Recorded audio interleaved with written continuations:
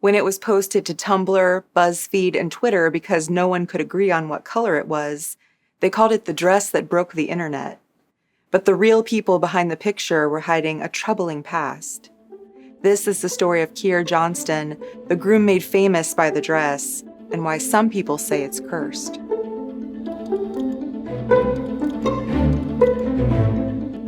Hi friends, I'm Katie, and this is Katie Does Crime. Thank you for joining me for the first time if you're new here. I'm a Midwesterner who now lives in New York City, putting my writing degree to use by researching true crime cases that interest me, and hopefully you. And hello to the usual rapscallions and reprobates. Please consider subscribing or joining me on Patreon if you'd like to hear more true crime stories. My best friend sent me this case saying that I may be able to find some good footage of the people involved because they had their 15 minutes of fame for something else altogether almost a decade ago. And the man involved in this case is named Keir, and I'm watching the show Severance right now with a character named Keir, so it felt like it was meant to be. This Keir Johnston, helped quote-unquote break the internet back in 2015 when his wife posted a picture of the dress her mom was going to wear to their wedding on Facebook. It started when Cecilia Bleasdale was out shopping with her partner at the Cheshire Oaks Mall near Liverpool, England in February 2015.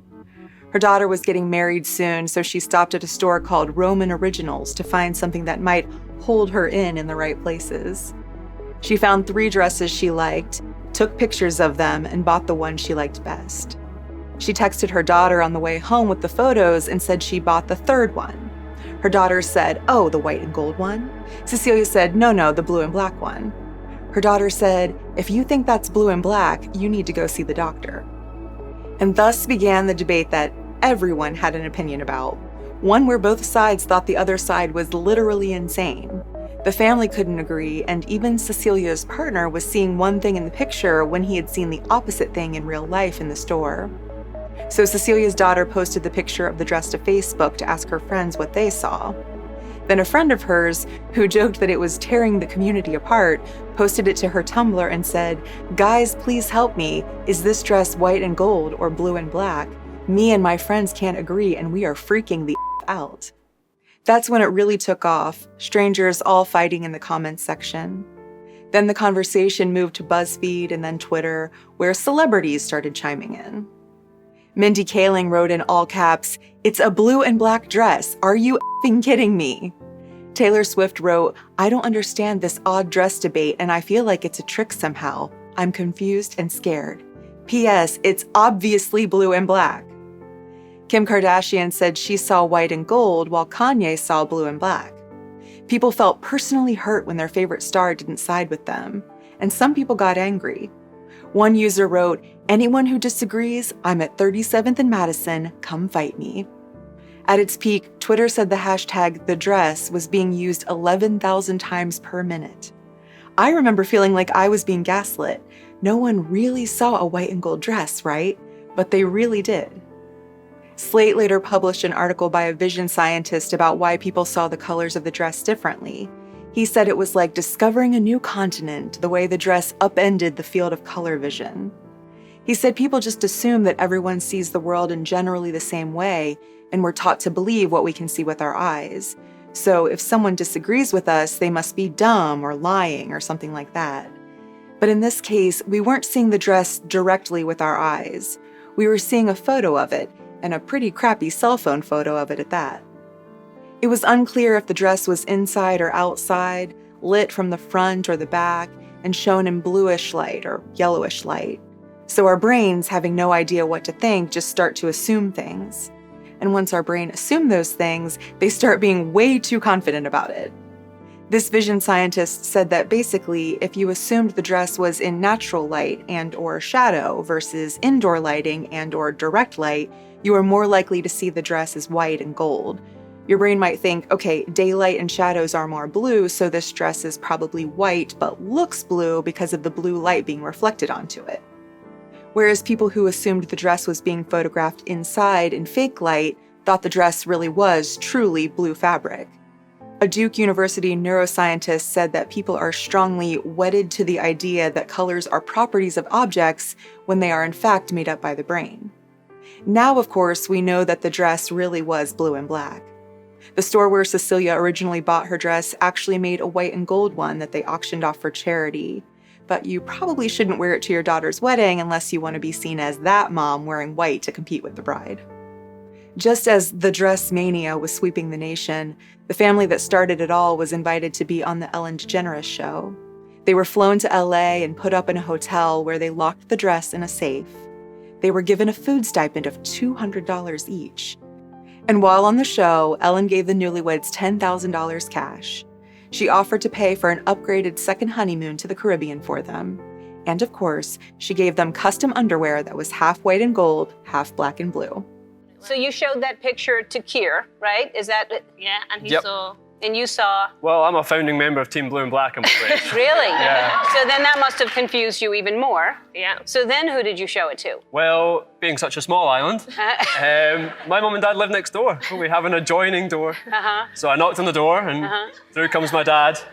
And I say, "What colour is this dress, Dad?" And he says, "Well, son, that's white and gold." And so I thought, these guys are playing a trick on me.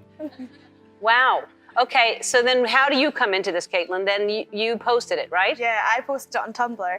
And I mean, we had been arguing about this for weeks. Like, it had been tearing the community apart. We were losing our minds. And then I posted it on Tumblr. I had a couple thousand followers. I thought, like, maybe I'd get some answers. You know, sometimes Tumblr's good for that kind of sciencey stuff.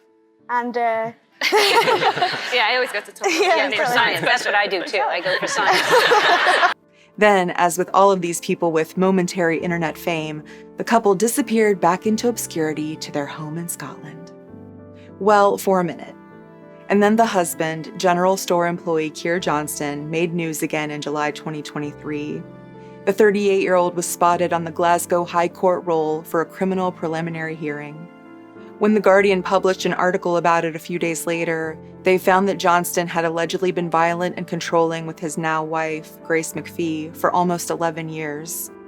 He was accused of keeping her from her friends, watching her every movement, keeping a leash on her spending, pushing her against a wall, throttling her, threatening her with a knife, hitting her through an open window when he couldn't get into her car, and putting her into a headlock and dragging her out of a pub when she wouldn't leave. It all finally culminated in him trying to strangle Grace to death on March 6, 2022. He allegedly pinned her to the ground, sat on top of her, and put his hands around her neck, saying, "Somebody is going to die." Because they lived on a remote island in Scotland with no police precinct, she knew it might be over for her before they could arrive. So Grace called 999, screamed that her husband was trying to kill her, and then texted local friends to beg for help.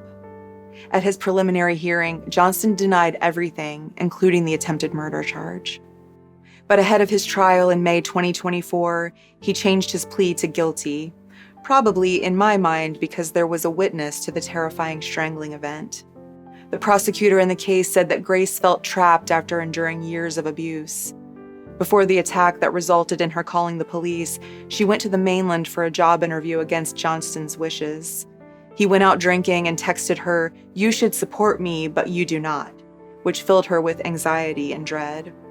When she came home to their cottage later that night, Johnston said he was going to leave her. He started to walk out and she went outside to stop him. That's when he pinned her to the ground, his knees on her arms. Before he cut off her air, Grace screamed and someone heard and pulled Johnston off of her. But he came back with a vengeance, choking her again and holding a knife, saying he was going to finish her off. Reports say that he compressed her neck, which is just a horrifying description to me. Johnston then went to hide under a desk while she called the police, crying and hyperventilating. He put his knife to his throat when the authorities found him, but they grabbed it away from him. Grace was left with visible bruises and the feeling that her husband had no remorse nor empathy toward her. She said she had emotionally, psychologically, and financially suffered because of his actions. Keir's lawyers said that he had been under emotional distress since he was a kid, but that he makes no excuse for his behavior and should have broken things off when he and Grace grew apart. The lawyers said it became apparent that their lifestyles were diverging and he was unable to cope with that, which I think means his wife wanted to have her own life and he wanted to control her. His lawyer said Johnston voluntarily got help for his anger issues and could be let out on probation, but the judge noted that fearing for her life like she had would affect Grace forever. Probation wasn't enough. So because Johnston pleaded guilty, he was given a sentence of 54 months in prison instead of 60. Grace is separated from him, and he won't be able to contact her for 10 years. It looks to me like they maybe had 2 kids together, and she seems to be happy living her new life with them.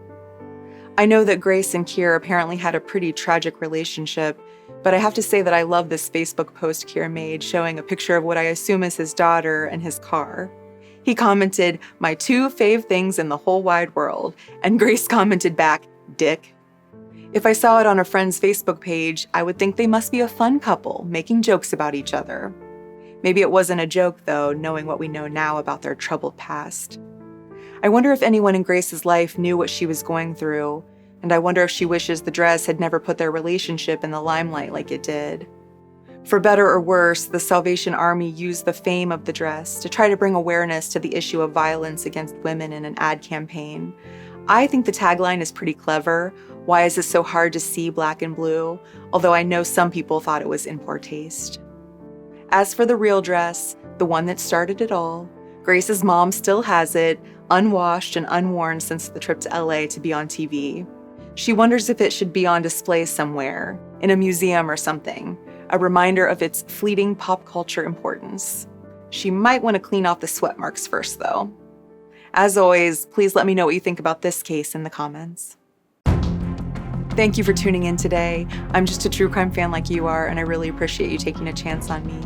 Please like and subscribe to my channel if you like spending this time together. I would be so appreciative. Until next time, I'm Katie, and this has been Katie Does Crime.